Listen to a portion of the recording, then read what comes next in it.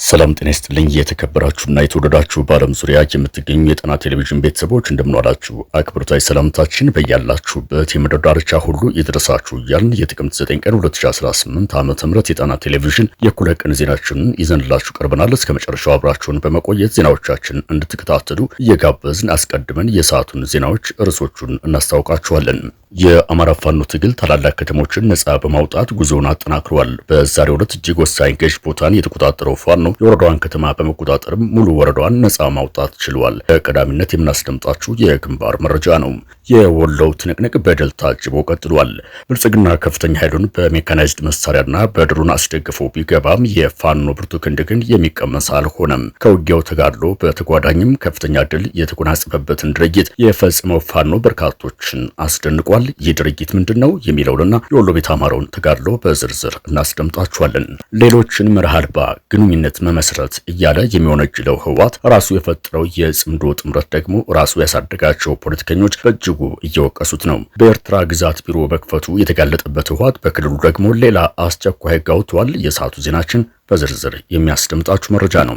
ሞኝ ባያፍር የሞኝ ዘመድ ያፍራል እንዲሉ በአማራ ህዝብ ስም የሚንቀሳቀሱ ፖለቲከኞች የሚሰጧቸው አንዳንድ ቃለ ምልልሶችና ትንታኔዎች እነሱን ለትዝብት ህዝቡንና የሉና ትግሉን ደግሞ ለገበያ እየዳረጉት ነው። በቅርቡ አንድ ፖለቲከኛ የሰጡት ትንተና አስመልክቶ ሌላ የፖለቲካ ተንታኝ ተገቢውን ምላሽ በዝርዝር ሰጥተዋቸዋል። ዜናችን በትንታኔ ይዞታል፣ ሰሙታላችሁ።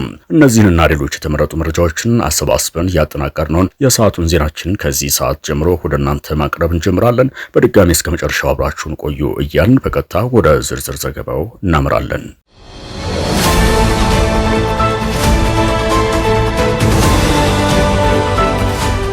ፋኖ ጎንደር ላይ ድል ተቀዳጀም። የአማራ ፋኖ ብሔራዊ ኃይል ደጃዝማች በላይ ዘለቀ ዕዝ በጎንደር ጠቅላይ ግዛት እስቴ አውራጃ ታላቅ ድል የተቀዳጀበትን ተጋድሎ አድርጓል። አፋባ በደቡባዊ ጎንደር ዞን እስቴ አውራጃ በወሰደ የተጠናከረ ጥቃት 3 ምሽጎችን ሰብሮ በባዲኑ የሚልሻና አድማ ብተና አባላት ላይ ከፍተኛ ሰዋዊና ቁሳዊ ኪሳራ ማድረሱን አስታውቋል። የሜጀር ጄኔራል ቫንታ ባት አንደኛ ኮር ጉና ክፍለ ጦር እስቴ ደንሳ ብርጌድ በሰራው ድንገተኛና የተጠና ኦፕሬሽን እስካሁን ቁጥሩ ያልታወቀ የባዲኑ የሚልሻና አድማ ብተና ሰራዊት ሙትና ቆስለኛ ሲሆን ከጉዳት የተረፈው የብልጽግናው ሰራዊት ምሽግ ነቅሎ ሸሽቷል። ከምሽጉ ሸሽቶ የወጣውንም ቢሆን ፋኖ እግር በእግር እየተከታተለ አስፈላጊውን እርምጃ እየወሰደበት ይገኛል ሲሉ የመረጃ ምንጮቻችን ለጣና ቴሌቪዥን ገልጸዋል። የመረጃ ምንጮች አክለውም በአርበኛ ብርቃየው ደምስ የሚመራው እስቴ ደንሳ ብርጌድ በሳምንት ውስጥ ሁለተኛ የሆነውን ድንቅ ኦፕሬሽን መስራቱን ገልጸው ከሰሞኑ ወደ ገጠር ለስብሰባ በወጡ ያገዛዙ አመራሮች ላይ ከመካነ ኢየሱስ ከተማ በቅርብ ርቀት ዳጉት የምትባል ቦታ ድንገተኛ ጥቃት በመክፈት ከፍተኛ ጉዳት ማድረሳቸው ይታወሳል። ዛሬ በተሰራው ድንገተኛ ኦፕሬሽን የተገኘውን ድል የገለጹት ምንጮቻችን ከወረዳው ዋና ከተማ መካነ ኢየሱስ በቅርብ ርቀት ደንጎልት የሚባል ቦታ ላይ መሽጎ የከረመው የባዲኑ አድማ ብተናና ሚልሻ ገሚሱ በቆፈረው ምሽግ ላይ ሲቀር፣ ገሚሱ ደግሞ ለቆት ወደ ወረዳው አስተዳደር እንዲገባ ተገዷል ብለዋል። በሌሊት የተጀመረው ትንቅንቅ አሁንም እንደቀጠለ መሆኑን የገለጹት የጣና ቴሌቪዥን የመረጃ ምንጮች ፋኖ መሃል ከተማ ድረስ ዘልቆ በመግባት ያገዛዙን ሰራዊት እያስጨነቀው ነው ሲሉ ገልጸዋል። ፋኖ ራሱ ባወጣው የውጊያ ዕቅድ የፈጸመው ይህ ተጋድሎ እስቴ ደንሳ ብርጌድ መካነ ኢየሱስ ከተማ ቀበሌ 03 ድረስ ዘልቆ በመግባት ከፍተኛ ድል መቀዳጀቱ ታውቋል። ውጊያው በብርጌዱ ከፍተኛ አመራሮችና በስሩ ባሉት ሻለቆች በጥምረት የተመራ እንደነበር የጣና ቴሌቪዥን የመረጃ ምንጮች ለዝግጅት ክፍላችን በላኩት መረጃ አስታውቀዋል። ከ60 በላይ የአድማ ብተናና የሚልሻ አባላት ሙትና ቆስለኛ በሆኑበት የዛሬው ተጋድሎ አንድ የመካነ ኢየሱስ ከተማ አስተዳደር የፖሊስ ከፍተኛ አዛዥ እርምጃ እንደተወሰደበት የተገለጸ ሲሆን ሌሎችም የሞቱና ከባድ ጉዳት ያስተናገዱ የፖሊስ አዛዦች መኖራቸው ተገልጿል። ይህ ዜና እስከተጠናቀረበት ድረስ ከፍተኛ የከተማ ውስጥ ውጊያ እየተደረገ መሆኑን የገለጹት የመረጃ ምንጮች በከተማዋ ሁሉም እንቅስቃሴ ሙሉ በሙሉ ተቋርጧል። ከተማዋ በአራት አቅጣጫ መከበቧን ያወቀው የወረዳው አመራርም የኃይል ጭማሪ ከደብረ ታቦርና ሌሎች አካባቢዎች እየጠየቀ ነው ሲሉ ተናግረዋል። አሁን ዘግይቶ በደረሰን ዜና ደግሞ መካነ ኢየሱስ ከተማ በፋኖ ቁጥጥር ስር መዋሏን ለማወቅ ተችሏል።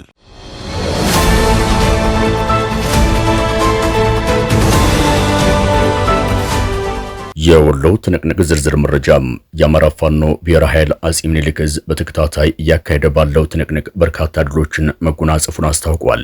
በትላንትናው ዕለት ያካሄደውን ተጋድሎ ዝርዝር መረጃ አስመልክቶ ሲገልጽም በአንድ ግንባር ብቻ 30 የብልጽግና ሰራዊት ላይ እርምጃ መውሰዱን አስታውቋል። የልጅ ኢያሱ ኮር አሃዶች በጥምረት ያካሄዱት ተጋድሎም በርካታ የጠላት ኃይል ላይ እርምጃ በመውሰድም 30 የጥምር ጦር አባላትና 45 የነፍስ ወከፍ መሳሪያ በእጃችን ማስገባት ችለናል ብሏል።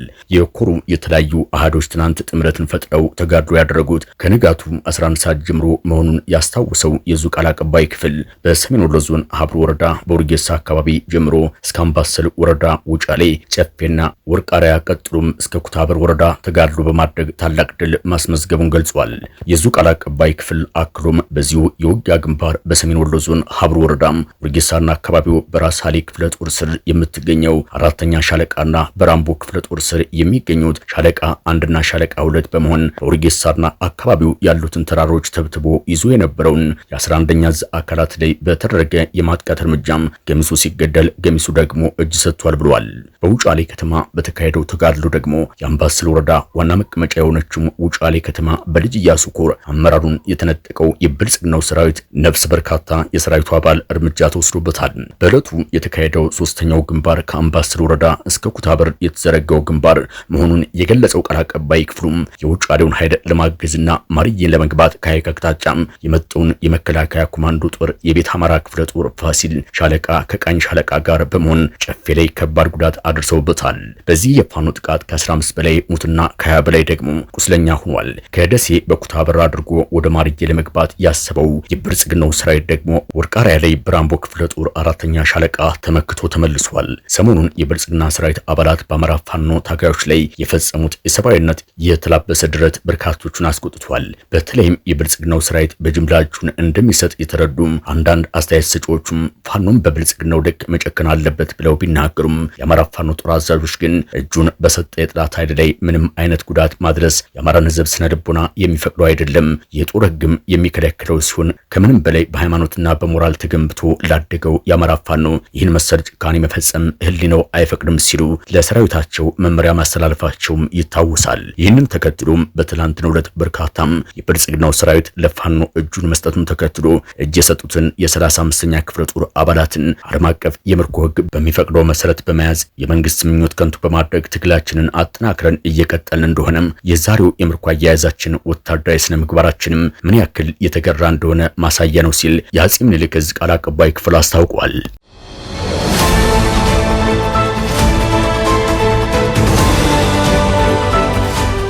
ህወሓት በኤርትራ ቢሮ ከፈተም። በትግራይ ክልል በራስ ታጣቂ ኃይል ተቃውሞ የበረታበት ህወሓት በአማራ ክልል ሰሜን ወሎ ዞን ራያ አላማጣ ላይ መዋቅር እንደዘረጋው ሁሉ ከዛላምበሳ 26 ኪሎ ሜትር በምትርቀው የኤርትራ ሰናፋ ከተማ ላይ ደግሞ ቢሮ መክፈቱ ታውቋል። በትግራይ ክልል ከሚንቀሳቀሱ የፖለቲካ ፓርቲዎች መካከል አንዱ የሆነው ባይቶና ሊቀመንበር አቶ ክብሮም በርሄም ሰሞኑን ከአንድ የትግራይ ሚዲያ ጋር ባደረገው ቃለ ምልልስ ሻዕቢያና ህወሓቶች ግዛቶቻቸውን ተፈቃቅደው አንዱ በሌላኛው ግዛት ጽሕፈት ቤት ከፍተዋል ሲል ተናግሯል። ክብሮም አክሎም ህወሓት በሰናፍ ጽሕፈት ቤት ከፍቷል፣ ወታደራዊ አዛዦቹም በአስመራ መኖር ከጀመሩ ቆይተዋል ብሏል። ለትግራይ ህዝብ ከሻዕቢያ በላይ ጥላት የለውም ሲል የተናገረው የባይቶናው ሊቀመንበርም ህወሓት ራሱን ለጦርነት ሲያዘጋጅ ነው የከረመው። ህወሓት ለጦርነት አልተዘጋጀውም፣ ከጦርነት ይልቅ ለሰላም ቅድሚያ እሰጣለሁ የሚለውን ንግግሩን ከማመን ይልቅ ሰማይን በእጅ መዳፍ መሸፈን ይቀላል ሲል ተናግሯል። ጀነራል ፍስሐ ማንጁስን ጨምሮ የህወሓት ጀነራሎች ከመቀሌ ይልቅም አስመራን ቋሚ መገኛቸው ማድረጋቸው በተደጋጋሚ ሲነገር ቆይቷል። የባይቶናው ሊቀመንበር ክብሮምም ይህንን ጉዳይ ያጠናክረዋል። የትግራይ ህዝብ ቀዳሚ ጥላት የሆነው ሻዕቢያ በመቀሌ ቢሮ ከፍቷል። የህወሓት ጀነራሎችም አስመራ ነው የሚገኙት። ሁለቱ ኃይሎች ለትግራይ ህዝብ ጦርነትን እየደገሱለት ነው ያለ ሲሆን ጦርነትን ለማስቀረት መፍትሄ ያለውን ሲያስቀምጥም በትግራይ ህዝብ ላይ የጦርነት መከራ የሚያመጡት ጥቂት ግለሰቦች ናቸው። እነዚህን ግለሰቦች ለማስወገድ መላው የትግራይ ህዝብ ሊነሳ ይገባዋል። በእነዚህ ሰዎች ምክንያት የትግራይ ወጣት ማለቅ የለበትም ብሏል። በአማራ ህዝብ ላይ ከፍተኛ ጥላቻ አላቸው ከሚባሉት የትግራይ ፖለቲከኞች መካከል ቀዳሚ ሆነው ክብሮም የትግራይን ህዝብ ድጋሚ ወደ ጦርነት እንዳይገባ የፌዴራል መንግስቱ የፕሪቶሪያ ስምምነት ማክበር ይኖርበታል፣ የትግራይን ግዛት አንድነት ማስመለስም ይገባዋል ሲል የተናገረ ሲሆን አሁንም በአማራ ህዝብ ታሪካዊ አጽመ ርስቶች ላይ የይገባኛል ጥያቄ ሲያስነሳ ይሰማል። በዚህ ጉዳይ አስተያየታቸውን የሚሰጡ ተንታኞች በበኩላቸው በፕሪቶሪያው ስምምነት መሰረት የህወሓት ታጣቂ ትጥቅ እንዲፈታ የተላለፈውን ውሳኔ ግን ክብሮም ሊያስታውስ አልፈለገም ይላሉ።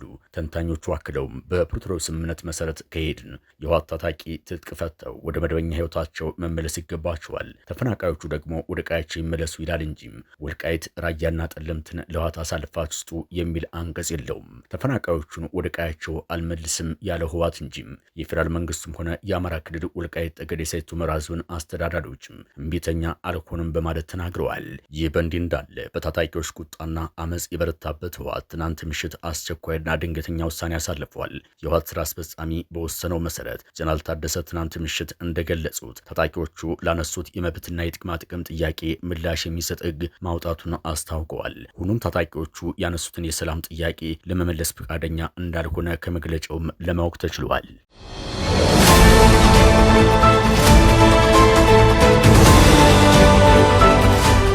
ለአማራ ህዝብ እናቱን ያገባ ሁሉ አባቱ አይደለም። በቅርቡ ራሳቸውን እንደ አማራ ፖለቲከኛ የሚቆጥሩ አንድ ሰው በአንድ የዩቲዩብ ቻናል ለቃለ መጠይቅ ቀርበው ፋኖ ህወሓትና ሻዕቢያን ከጎኑ ካሰለፈ የአባቶቹ ልጅ ሆኗል ማለት ነው ሲሉም ተደምጠዋል። እኒህ ሰው ከዓመታት በፊትም በግልጽ አማራ የሚባል ህዝብ የለም ሲሉም ሽንጣቸውን ገትረው ሲከራከሩ የነበሩ መሆናቸው እንደተጠበቀ ሆኖ በዚህኛው ሀሳባቸው ላይ ተመስርተን አንድ ጥያቄ እንድንጠይቃቸው ወደናል።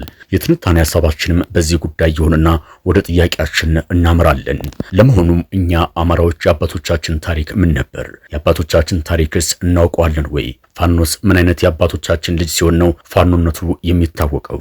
አባቶቻችንስ ከጥላት ጋር ወግነውና ተሞዳምደው ነበር ወይ የሀገራችን ነጻነት ጠብቀውና ሉዓላዊነቷን አስረክበው ለትውልድ ያስረከቡት? እነዚህን ተከታታይ ጥያቄዎች በአንድ ማዕቀፍ ሲቀመጡ ፋኖ ምን አይነት አባቶች ነበሩት የሚል ይሆናል። ወደ ረጅሙ ዘመን ጠገብ ታሪካችን ርቀን ሳንጓዝ ምስቅልቅል የፖለቲካ ሁኔታ ያበቋት ሻዕቢያና ህወሓት ፊት ለፊት ሆነው ጀርባቸው የሱዳን መንግስት ምሽጋቸው በማድረግ መሆኑም ይታወቃል። በውጤቱም የመቶ ዓመት የቤት ስራ ሰጥተውን እርስ በርስ በመባላት ላይ እንገኛለን። ወደማያባራ ጦርነት ውስጥ ገብተንም ወንድም የወንድሙን ደም እየመጠጠ ለከፋ እልቂት ተዳረግን። ወደማንወጣው እንጦሮጦስ አዘቅትም ከወረድን የከፋ ዓመታትን አስቆጥረናል። በዚህ ሁኔታ ላይ እያለን ነው ለዚህ ምስቅልቅልና ለከፋ ፖለቲካዊ ችግር ከዳረጉን ኃይሎች ጎን መሰለፍ ከቻልን የአባቶቻችን ልጆች ሆነናል ማለት ነው ወደሚል የቅዠት አስተሳሰብ ቲዮሪ እየተሸጋገርን ያለ ነው። በእርግጥ በፖለቲካዊ ዓለም የትግል ቅኝት መገለባበጥና የፖለቲካ አክሮባት መስራት የተለመደ እንጂ አዲስ ሂደትም ላይሆን ይችላል። ፖለቲካ ሃይማኖታዊ ዶክትሪንም ሆነ ዶግማ የለውም። በፖለቲካና በዲፕሎማሲው ዓለምም ዘላቂ ወዳጅም ሆነ ቋሚ ጥላት የለም እየተባለ የሚነገረውን ትንታኔም ሆነ አስተምሮ በየጊዜው እንሰማለን። ግን ጥያቄው አማራው ከነዚህ የፖለቲካ አቋም አክሮባት መስራት የሚያገኘው የፖለቲካ ትርፍ ምንድን ነው የሚለው መሰረተ ሐሳብ ነው ሊነሳ የሚገባው። የብልጽግናው አገዛዝ በኢትዮጵያን በአጠቃላይ በተለይም ደግሞ በአማራው ሕዝብ ላይ የሚፈጽመውን ግፍና የሰብአዊ ሰቆቃ በቃላት ለመግለጽ ከማይቻልበት ደረጃ መድረሱ አሌ የማይባል ደረቅ ሀቅ ነው። መወገድ ያለበት አውራዊ ባህሪያትን የተላበሰም አስከፊ መንግስት መሆኑን ባለፉት 7 ዓመታት በጋድ ቁልጭ አድርጎ አሳይቷል። በአማራው ላይ እየደረሰ ያለውን ችግር ጣሪዎቹ ግን ከመሰረቱ በዚህ ሚዲያ ልንገልጸው ካልፈለግነው ዘለፋ ጀምሮ ከአማራ ይልቅ ለእኛ ሱዳኖች ይቀርቡናል እስከሚለው የጥላቻ ገላጭ ዘመቻ አካሄድ ድረስ ዛሬ እንወዳጃቸው እየተባለ ደጅ የሚጠናላቸው ጸረ ኢትዮጵያ ጸረ አማራ ሰይጣናዊ ድርጅቶች ናቸው። የብልጽግናው መንግስት እነኚህ አማራ ጥል ድርጅቶች ደቀ መዝሙር ሆኖ የተከሰተና የነሱ ምልምል ምስለን ሆኖ ከውስጣቸው የተፈጠረ ኮትኩተው ያሳደጉት የበኩር ልጃቸውም ነው። ፋኖ የአባቶቹ ልጅ ሆኗል እንድንለው ደግሞ ከወላጅ አባቶቹ ጋር ተባብረን ልጁን እናጥፈው የሚል አቋም ሲወሰድ ነው ይሉናል። ይህ ሐሳብ ከምጡቅ አእምሮ የመነጨ ወይስ ግራ ተጋብቶ ግራ ከሚያጋባ አመለካከት የፈለቀ አስተሳሰብ ነው? ጥያቄውን መመለስ ያለባቸው ራሳቸው ፖለቲከኛው ስለሆኑ ነው እንጂ ከምን ተነስተው ይህን እንደተናገሩ ግልጽ ነው። አማራን ሊያጠፋው ወደ ክልሉ የመጣውን ኃይል እየተፋለመው እንደሚገኝ ያለምንም ተጋኖ ከሰው አልፎ ሳር ቅጠሉ ራሱም ይመሰክራል። በምድር የሚያጓራው ጀነራል መድፍም ሆነ ታንክ አልበገረውም፣ የሰማይ ድሮንም አላስደነገጠውም። የብዙ ሀገራት ታሪክ እንደሚነግረንም የደሞዝ ተቀጣሪ ወታደርና ለዓላማ የሚዋጋ ኃይል ለመስዋዕትነት ያለው ቁርጠኝነትም ልዩነቱ የትየለሌ ነው። ፋኖ የአማራ ህዝብን ህልውና ለማስከበርና ለመታደግ ቆርጦ ከተነሳበት ጊዜ ጀምሮ ለአስጨራሽ ትግል አካሂዷል። ይህንን እውነታ በግልጽ አሳይቷል። ቤተሰቡንም በትኗል፣ ደሙንም አፍሷል፣ አጥንቱንም ከስክሷል። የብልጽግና መንግስትም አፋውቶ አይናገረው እንጂ በብዙ አውደ ውጊያዎች ሽንፈትን ተከናንቧል። ይህ በደም እየተጻፈ የሚገኝ አኩሪ የፋኖ ተጋድሎ ግን ራሱን የታሪኩ ባለቤት እንዳይሆን እንዲጠፋ ከዘመቱበት ጥላቶቹ ጋር መስራት ከቻልን የአባቶቻችን ልጆች ሁነናል ማለት ነው እያሉ በሚያፈሰው ደሙ ይነግዱበታል። ከነኚህ ጋር አብሮ መስራትን የሚያቀነቅኑ ኃይሎችም ሆኑ ግለሰቦች የዘነጉት ጉዳይ ቢኖር የህወሓትን የማይቀየር ባህሪና አሁንም በግልጽ የሚናገሩት አቋማቸው ነው። ለምሳሌ በቅርቡ የትግራይ ክልል ጊዜያዊ አስተዳደር ተደርገው በኦህዴድ ብልጽግና የተሾሙት ሌተናል ጀነራል ታደሰ ወረደ የሰጡትን አስተያየት እንመልከት። ሌተናል ጀነራል ታደሰ ወረደ በቅርቡ በህወሓት ኮንፈረንስ ተገኝተው በአምሳላቸው ስለፈጠሩት ፋኖ የአማራን የመታገያ አልፋና ኦሜጋ ጥያቄዎች መልስ እንደሚያስገኝላቸው በድፍረት መናገራቸውን ትኩረት አለመስጠታቸው ነው። ሌተናል ጀነራል ታደሰ ወረደ በመልእክታቸው ወልቃይት ጠገዴ ሰቲት ሁመራ ዞንን በቅርቡ በእጃችን ስር እናስገባለን፣ ከፋኖ ጋር በፈጠርነው ጥምረት ከኛ ጋር ሆነው በጋራ የብልጽግናን ሰራዊትን እየተዋጋን ነው። ፋኖ ከኛ ጋር ተናቦ የብልጽግናን ሰራዊት ከወልቃይት ሊያስወጣ ተስማምቷል ብለዋል። ወልቃይት ጠገዴ ሰቲት ሁመራ ዞን ፋኖ ጋር ሆነን ነጻ ካወጣን በኋላ በተፈናቃዮች ካምፕ ውስጥ ያሉ ወገኖቻችን ወደ ቤታቸው ይገባሉ። የወልቃይት አስተዳደር በአጭር ጊዜ አፍርሰን ሰፋሪዎችን እናባርራቸዋለን። ፋኖ ከመቼውም ጊዜ በላይ ከጎናችን ነው። እኛም ለፋኖ ትልቅ ድጋፍ እየሰጠን ነው። ድጋፋችንን አጠናክረን እንቀጥላለን ሲሉ በግልጽ መናገራቸው ተደምጧል። እንዲህ የሚባልለት ፋኖ ነው እንግዲህ ህወሓትና ሻዕቢያን ከጎኑ ካሰለፈ የአባቶቹ ልጅ ሆኗል እየተባለ የሚፈዝበት የሚሰበክለትም። ለመሆኑ የአማራ ህዝብ ደርግንም ወያኔን የሚታግለው አማራዊ ማንነቱን በትግሬነት ለመቀየር የተፈጥሮ አጽመርስቶቹንም አሳልፎ ለመስጠት ነበር ወይ? ይህ የሁሉም የአማራ ህዝብ ጥያቄ ሊሆን ይገባል። ከሁለት አራጆች የትኛውን መምረጥ ነው የሚቻለው? ብልጽግናም ሻዕቢያም ህወሓትም የአማራ አራጆች ናቸው። ትናንት ኦርቶዶክስ ቤተክርስቲያንና አማራን እንዳይነሱ አድርገን አከርካሪያቸውን ሰብረናቸዋል ብለው በአደባባይ ተናግረው በተግባርም አሳይተውን ዛሬም ከድርጊታቸው ሳይቆጠቡ ከነዚህ ኃይሎች ጋር ማበር አባቶቻችን ልጆች መሆን ነው ብለው የሚሰብኩን የተወሰኑ አካባቢ እንደ ቅርጫ ስጋ ተከፋፍለው ህወሓትን መልሰው አንግሰው እነሱም የስልጣን ፍርፋሪ ተቋዳሽ ለመሆን ማለም እንጂ በትክክል የአማራን ህዝብ የህልውና ጥያቄዎች ለመመለስ እንዳልሆነ ሆድ ሲያውቅ ዶሮ ማታ ነው። የአማራ ህዝብ ለነሱ ተቆርቋሪ መስለው በሚታዩ ነገር ግን በተግባር ሆኖ በማይገኙ በስልጣን ጥም በሰከሩ የአማራ የህልውና ትግል አሳልፈው ለመሸጥ በሚደራደሩ የጊዜያችን ይሁዳውያን ላፍታም ቢሆን ከተነሳንበት ዓላማ አንድ ስንዝር ወደኋላ ሊያፈገፍግላቸው አይገባም። የአማራ ትግል ከዝንጀሮ ቆንጆ ጥላቶቿ አንዱን የተሻለ ቆንጆ ነው ብሎ የሚመርጥበት መስፈርቱን የሚያሟሉ ጥላቶች ስለማያገኝ አቅሙና ጊዜው በፈቀደ ጥላቶቹን በራሱ አቅም ብቻ እየተፋለመ ህልውናውን የሚያስከብርበት ጊዜ ሩቅ አይሆንም። ይህን ማድረግ ደግሞ የሚያስችል በቂ አቅም አለው። ፋኖ ውስጣዊ አንድነቱን ካጠናከረና የአማራ ህዝብን በሙሉ ልቡ የፋኖን ትግል መደገፍ ከቻለ የራሱን ህልውና ለማስከበር አማራ የሌሎቹን በተለይም የቋሚ ጥላቶቹን ድጋፍ የመፈለግ ግዴታ አልነበረበትም። ፋኖ ህወሓትና ሻዕቢያን ከጎኑ ካሰለፈ የአባቶቹ ልጅ ሆኗል ማለት ነው የሚለውን ማሾፊያ ሐሳብ ከተቀበለ አንድ ወቅት ላይ አማራ የሚባል የለም ብሎ የተናገረው ይህንኑ ግለሰብ በመከተል ተግባራዊ ካደረገው አንድ ከያኒ ስጋ መቼ ጠፋ ብሩንዶ ነበረ፣ ስጋ መቼ ጠፋ ብሩንዶ ነበረ፣ እሳት አመድ ወልዶ ሳያስበለው ቀረም እንዳለው የእሳት አባቶቻችን ልጆች አመዶቹንን ልናስመሰክር ግድ ይሆንብናል። እንዲያ እንዳይሆን ደግሞ በፋኖ የአማራ ህልውና ትግል እንክርዳዱን ከስንዴ መለየት የሁሉም የአማራ ልጆች የቤት ስራ ሊሆን ይገባል። ድል ለአማራ ህዝብ የህልውና ትግል።